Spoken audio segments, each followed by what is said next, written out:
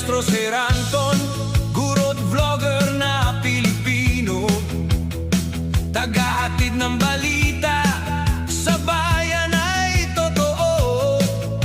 Mga benepisyo ng guro, kanyang tinatalakay.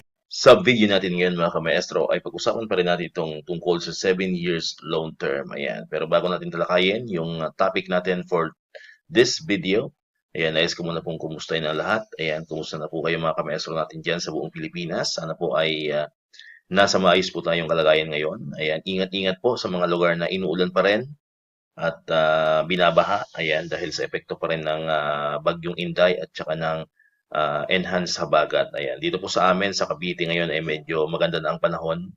Medyo umaaraw. Ayan, nakapaglaba tayo ng konti kaninang umaga. Ayan, hopefully po ay tuloy-tuloy na yung ganitong panahon para walang ulan, walang baha. Ayan, sa mga lugar naman po na mga malakas pa rin yung hangin, yung ulan ngayon.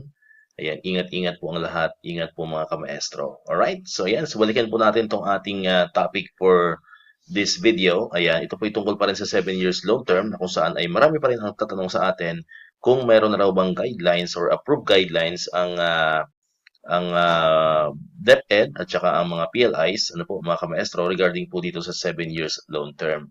Ayan, so ang kasagutan po natin dyan ay sa ngayon, wala pa po, mga kamaestro, sapagkat waiting pa rin tayo doon sa pag-uusap or meeting na gagawin ng DepEd at saka ng PLIs na kung saan, based po sa mga source po natin, ay mangyayari daw po yan sa July 14, 2026. Ayan, so ngayong darating na linggo na po yan mga kamaestro, Martes, Martes yung July 14. Ayan, so sa tingin po natin, after ng July 14 meeting, kung matuloy man po yan at kung totoo man po yan, ay saka pa lamang po magkakaroon ng guidelines, So syempre based po yan doon sa pag-uusapan po sa pagitan po ng PLIs at ng Department of Education. So antay-antayin po natin mga kamaestro itong linggo na ito. So yan po yung susubaybayan po natin. Yan po yung babantayan po natin kung ano po yung magiging result ng pagpupulong between DepEd and the PLIs. Pero tayo naman syempre ay positibo naman po tayo mga kamaestro sapagkat marami na po tayong mga naririnig na from the side of the PLI na sila naman talaga ay willing, more than willing actually, na magkaroon or mag-implement ng 7 years long term. Talagang ang inaantay lang po talaga nila is yung agreement between DepEd and the PLIs. Ayan, so yun nga po yung meeting, So medyo natagalan lang kasi yung scheduled meeting. Ayan. So after po niyan, sa tingin ko naman ay magiging okay at positibo at hopefully lahat ng PLIs and other financial institution under the Bangko Sentral ng Pilipinas and accredited ng DepEd ay sumunod at mag-implement ng 7 years loan term po mga kamaestro. And may mga nababalitaan din tayo na mayroon na raw mga bangko na mayroon na mga pre-registration dito sa 7 years loan term. May mga nag-iikot-ikot na raw, ayan, may mga naghihikayat na raw ng mga teachers na mag-avail ng 7 years loan term. Mayroon na silang mga pre-application form na pinapasagutan sa mga kamaestro natin. Kung sakali pong may ma-encounter kayong ganyan at from the legit PLIs naman, grab nyo na po mga kamaestro, kasi para kayo na yung mauna. Yan parati kong binabanggit po sa mga videos po natin. Para kayo na po yung mauna dun sa pila, kasi sapagkat once na magkaroon na po yan ng agreement at mag-implement na po ang lahat ng mga PLIs sa 7 years loan term, malamang talagang pipilahan po yan ng mga kamaestro po natin. At tandaan din po natin, hindi lamang po ito para sa DepEd, So lahat po yan ng mga empleyado po ng gobyerno ay pwede mag-avail mga kamaestro nitong 7 years loan term. So tiyak ay marami po ang pipila po diyan ng mga kamaestro natin, mga kababayan po natin. So mas maganda nga talaga mauna na po kayo kung mayroon pong mag-offer sa inyo at mayroon kayong nababalitaan, may nag-i-email sa inyo, basta legit po tandaan niyo, basta legit, baka scammer naman po yan po mga kamaestro. So basta legit lamang, coming from the official email ng mga bangko, di mas maganda mauna na po kayo, pumila na po kayo.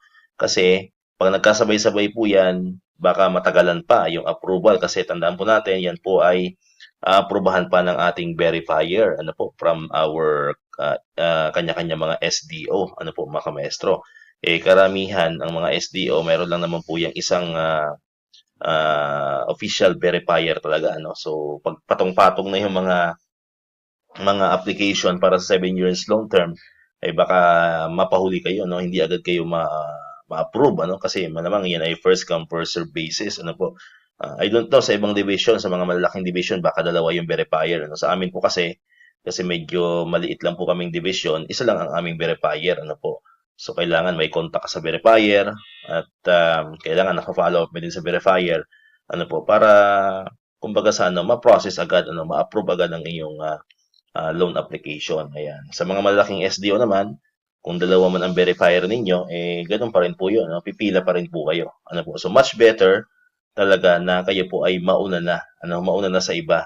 Ayan. Lalo na yung mga subscriber natin na nanonood ngayon. Ano po, mga solid subscriber natin yan na interested talaga sa 7 years long term. Yun po yung may advice ko po sa inyo. No? So, bago pa man magkaroon ng formal agreement, kung mayroon ng mga pre application form na binibigay po sa inyo ang mga PLIs na kung saan kayo nakakahiram, grab nyo na po yan mga kamaestro. Ano po, para sabi ko kanina, para kayo na po ang mauna, kumbaga sa pila.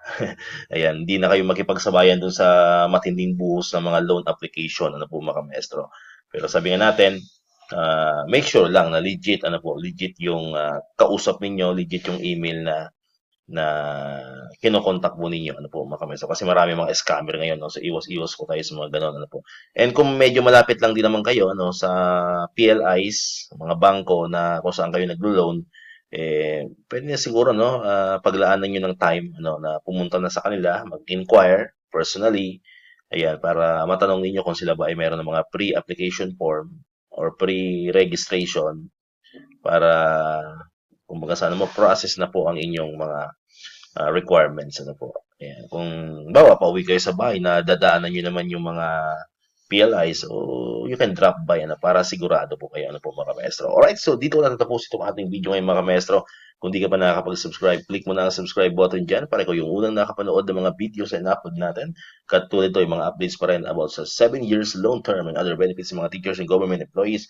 And syempre, click mo na rin ang notification bell button para ma-notify ka. Always updated ka pag may mga bago tayong uploaded na videos. So muli, maraming salamat sa inyong panonood at pakikinig. Once again, El Maestro, see you on my next vlog. Bye-bye!